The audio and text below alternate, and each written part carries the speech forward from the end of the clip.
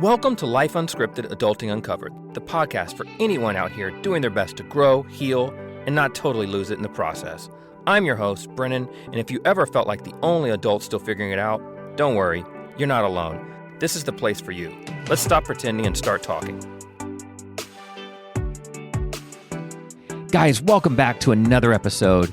You know, even if you didn't want to, even if you've been avoiding it, by now, you probably have heard the name Jeffrey Epstein. And you know, the crimes, the accusations, the headlines, the truth, the names, and the unspeakable things that are associated with this man and others in his inner circle. And we are really starting to see the cracks and crumbles of all of the elite come out and see that these people are humans and they're not these people that we put on pedestals like most of us do. They end up being just like anybody else, right, when it comes to their thinking and how they rationalize certain things. But today, you know, I want to talk about something more terrifying than the scandals and the accusations against Jeffrey Epstein. I want to talk about the architecture of his mind. You know, Epstein, he spent his whole life trying to look like the smartest man in the room. He surrounded himself with scientists and billionaires and world leaders and diplomats and scholars.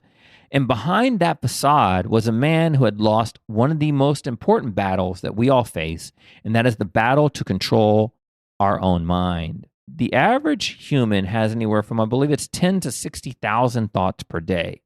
And chasing down just one of those thoughts to the obsession level that Epstein did can be really, really detrimental to your life and also to the life of others.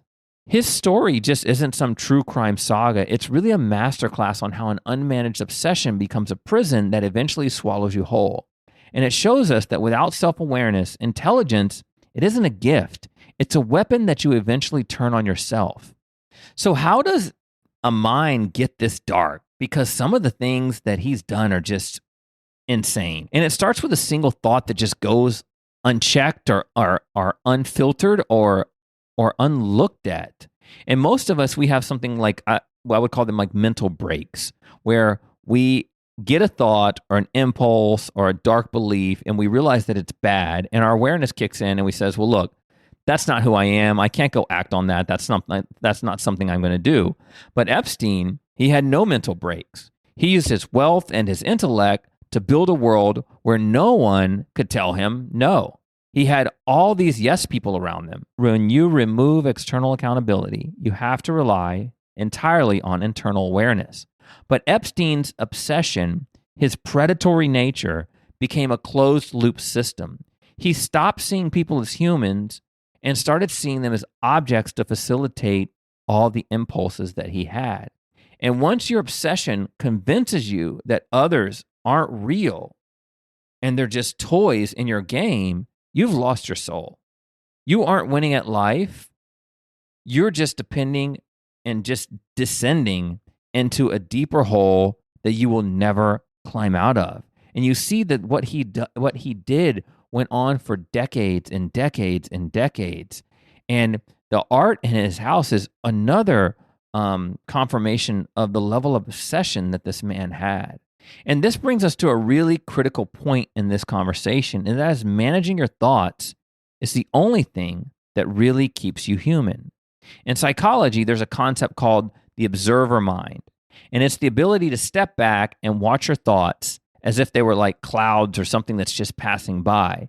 And you don't have to be every thought that you have. And Eckhart Tolle talks about this, and he says, you know, your mind is like a stream, and you can dip your toe in that stream and see where your mind takes you. And the goal is to have separation between the proverbial stream, or have separation between these thoughts and viewing them like clouds. And that separation gives you power, or at least it gives you some more control over your thoughts. Epstein's downfall shows us that what happens when the observer dies, he became very connected to these dark impulses. And he had this God-like complex. And the belief was so deep and so evolved and so developed that he was above all the rules, that he didn't need to monitor his own mortality. And here's the truth. The moment you think that you've mastered your mind, you don't need to check your ego anymore. And so your greed and your lust and your ego, everything just starts to win. And that's exactly when these things take the wheel. And awareness, mental awareness, is not just a 9 to 5. It's a 24/7 job, and it ends up being a lifelong pursuit. And it is the guardrail that keeps the car from going off the cliff when things are getting really, really crazy. When your steering goes out, you need to have these mental guardrails to keep your car on the road. And you might think, well, I'm not like Jeffrey Epstein. I'm nothing like that. And you're right. I hope you are. The principle remains. We all have obsessions. Maybe it's an obsession with career success, or maybe you have an obsession about being liked, or maybe you have some specific vice like pornography or weed or smoking or alcohol, whatever it is. And if you don't have awareness to ask, well, why am I doing this? And who am I hurting to get there? What destruction is happening in my past? Then you are on a path of slow collapse. You may not notice it now, but over time, that is slowly going to stifle you in many, many ways.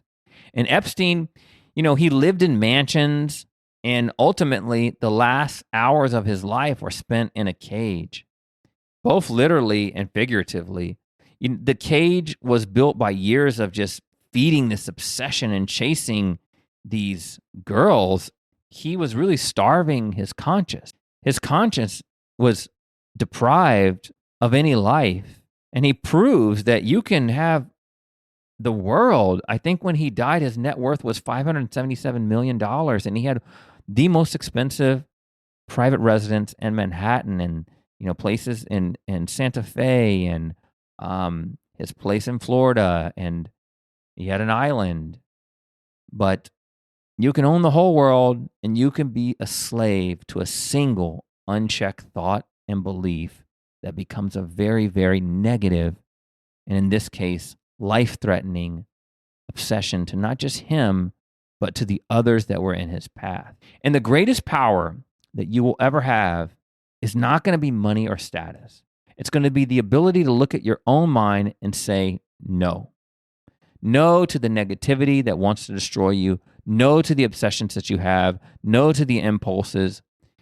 Don't let your brilliance become your blind spot. Manage your thoughts, or they will eventually manage you. So guys, I think I will end there. If this helped you out, send it to somebody who needs to hear it. My name is Brennan. This is Life Unscripted, Adulting Uncovered. I will catch you on the next one. Take care.